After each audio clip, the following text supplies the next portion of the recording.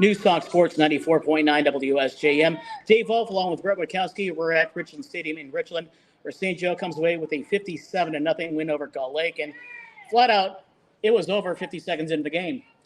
St. Joe came out on top. The offense went down, scored easy and often. St. Joe had 2 interceptions for pick 6. That might be a new record you want to throw in the book. I think that was more of a fumble, but okay. Did it touch ground? I don't think so. But was it backwards? I thought it was backwards. Doesn't matter if it's in the air. Okay. Yep. I'll change that. Yep. At least that's my understanding. As long as if it touches the ground, it's fumble. It's in the air. It's an interception. But it might be a new record book. The other thing you might want to consider doing is most points in a quarter. It was 44 because they scored 44 points in a quarter. Yeah.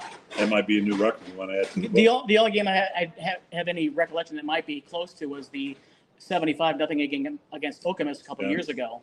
So if anybody would have the stats, that'd be you. Yeah, I have to go look them up because that's what I do.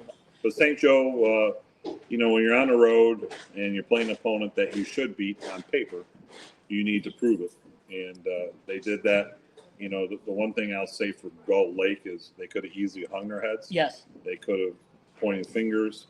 I think the biggest difference that I saw was just the physical size. Yeah, I noticed that before the game. Like St. Joe, you can tell not just the roster size, but the physical size of the players. And that really just comes down to weight room. And football is a sport where you just can't make boys into men in 6 months. It takes a few years of getting the guys in the weight room and get that next level.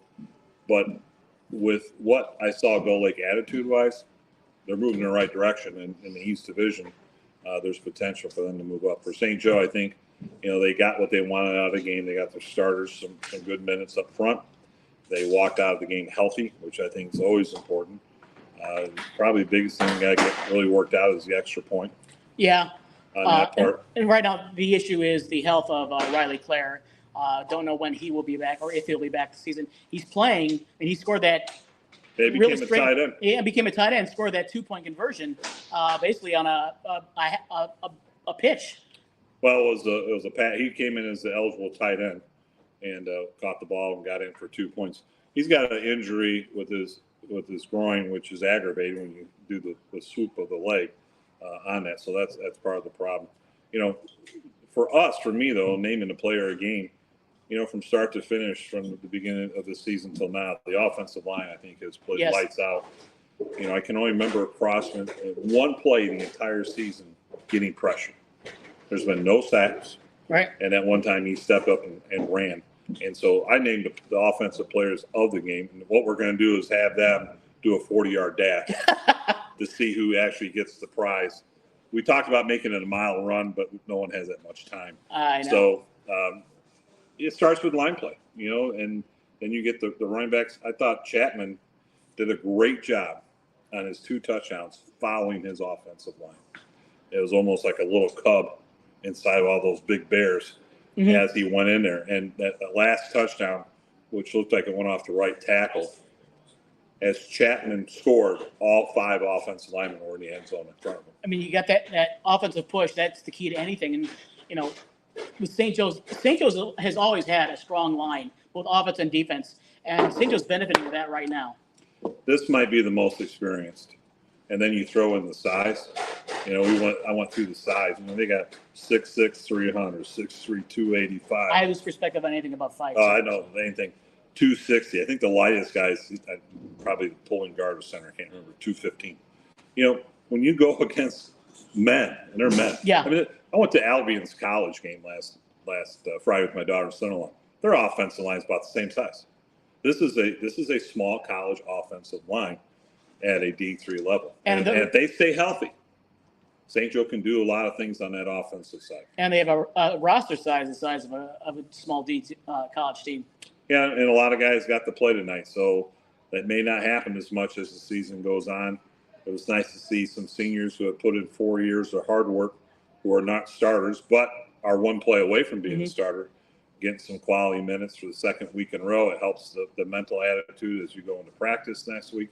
It helps the coaches as they grade players. It helps the coaches to find spots for players who are having moments out there. St. Joe is right now what I would call a program. And what I mean by that is you got a lot of players with experience, and you got a lot of juniors and sophomores who are good players but having to wait their turn. And when these seniors graduate after the season, people may say, well, they're not going to be as good next year. I don't think that's the case. You've seen the freshmen JVs. You have players, I hate using the word doing their time, but because of solid senior class, solid junior class, solid sophomore class, solid freshman class, you're not seeing freshmen jump to seniors up to the varsity that often now because they have the classes in front of them. And best, my college coach down at Ball State told me, you know what the best time? That's what he told me. Best time to play a freshman and sophomore? You got to answer. Oh, when? When they're a junior and senior. Okay. And I think that's the truth. And that's why St. Joe's, I think, kind of hitting that next level of a program. They got a lot of juniors and seniors who are leading the way. And then the underclassmen are ready to roll. You mentioned the junior varsity and freshmen. They also won yesterday. The freshmen won like 58-6. The JV won 52-12. And the varsity comes out with a 57-0 victory. This is a dominant program right now, as you put it, program. Yep. And that's what you want. Yeah, and when you're building a program and you're trying to maintain a program, you want to see that consistency on all three levels. Yep. I mean, I don't know what the middle school program is like, but if it's anything like the high school, St. Joe's in a good shape for a couple years. Well, and I think, to be blunt, people put too much emphasis on what they do at middle school. I'm not talking about what you're talking about. I hear from parents all over. Oh, we've got a great middle school. That doesn't mean jack squat when they get. You know why? You don't need all those players because you'll have a mixture of classes. Yeah. I hear it all the time, but I'm not downplaying what you're saying. But what Coach Pratley has put into the system is he wants 22 stars at all level because he wants kids to stay interested. I remember referencing a middle school game. This is 30 years ago. Herb played and Hank DiAgostino. Oh. And there was a school that played St. Joe, and St. Joe kind of the same philosophy. Let's get as many kids in to play at middle school. They ran everybody up. They ran the score up against St. Joe 20-something to nothing. And they played all the same 11 guys and left 15 or so on the sideline. Guess what? That program stunk and didn't have a winning season at the varsity level for 15 years because of that. Coach Pratley has installed that all of our players are going to play. If you're doing the right thing in the classroom, coming to practice, you're going to get some playing time. You don't know who's going to develop when they become a junior or senior. One of the players is Isaac Ebrecht. Ebrecht. He's talked about how he has taken off as a senior. Players develop at different ages, but unless you're keeping them encouraged to play, you're not going to get that next level. Now, next week's a big week. We go south. I was going to mention, not knowing what they've done so far, I don't know what Lakeshore's They were scores now, losing 2021. but they're involved in a fight with Kalamazoo Central. Mm-hmm. Lakeshore is going to be a desperate football team next week for the War by the Shore. Yeah, the School of the South is going to be a big game. Last season, St. Joe did a good job on it in the regular season, and then Lakeshore turned the tables in the playoffs and won 15-13. So, when you go south 7 miles, you got to believe St. Joe's got that circle on their calendar like they had Niles circle on that calendar.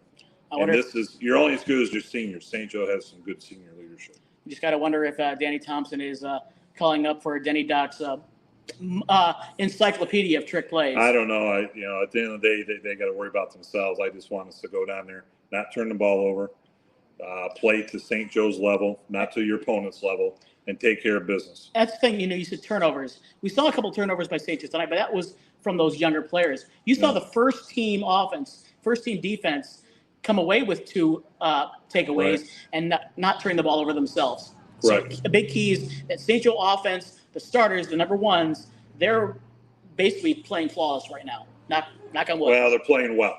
Coach will never tell you flawless. Yeah. Don't ever use that word tomorrow. Right. You're going to get chewed out by Coach Pratley. Oh, that's right. I'm hosting the show, coach's show with you tomorrow. If you're setting up the stuff.